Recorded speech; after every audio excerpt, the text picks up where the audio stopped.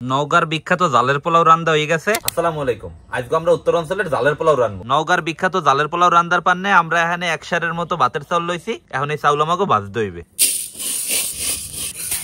আজকে এই জালের পোলাও রান্নার পান্নে আমরা এখানে 1.5 কেজির মতো গরুর গোস্ত লইছি। এই গরুর গোস্ত রান্নার পান্নে ডিস্কো পাইলার মধ্যে প্রথমে দিতে আছি সোয়াবিন তেল, কুচাইন্না পেঁয়াজ, কাঁচামরিচ, আদা বাটা, রসুন বাটা, পেঁয়াজ বাটা, জিরা বাটা, দারচিনি আর এলাচি, লবঙ্গ, এখন দিব তেজপাতা, হলদির গুঁড়ি, মরিচের গুঁড়ি, ধনিয়ার গুঁড়ি, নুন। এখন গরুর গোস্ত দিয়ে ভালো মতো মাখতে হইবে। এগুলো চাউল ভাজা হয়ে গেছে, এখন আমরা গোস্ত চড়াই দিব। আম্মু তুমি গোস্ত কষাইতে থাও, আমি ভাবিরে লইয়া ভাজা চাউলটি ধুয়ে লইয়াই। ভাজা চাউলটি ধোয়া হয়ে গেছে।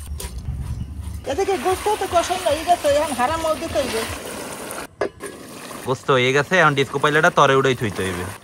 এখন জালের পোলাও রান্নার পান্নে আরেকটা ডিস্কো পাইলার মধ্যে দিব সোয়াবিন তেল, কুচাইন্না পেঁয়াজ, দারচিনি, এলাচি আর তেজপাতা। এখন দিব আদা বাটা, জিরা বাটা, হলদির গুঁড়ি, মরিচের গুঁড়ি, নুন, 8-9টা কাঁচামরিচ। এখন মশলা ভালো মতো কষাইতে হইবে। মশলা কষাইন্য হয়ে গেছে, এখন ধুয়ে রাখা চাউল ভাজাটি দিয়ে দিব। চাউল ভাজা কষাইন্য হয়ে গেছে, এখন দিব মৌ। এখন তো গোস্ত দেওয়ার সময় মনে হয়ে গেছে। সব মিলাইয়া 45 মিনিটের মতো পাইলাটা চুলার উপরে থইছি। এখন দেখি কি অবস্থা।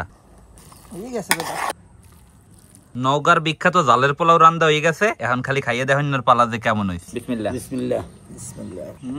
আসলে নওগাঁর মানুষ ভালো খাওয়ানি খায়। চাল ভাজতে যে এত মজার একটা খাওয়ান বানানো যায় এই প্রথম দেখলাম। এই লইলাম একটু গোস্ত রবিন, আটু লইলাম কাঁচামরিচ, দেখি যে কেমন স্বাদ। ভাই সেই সেই।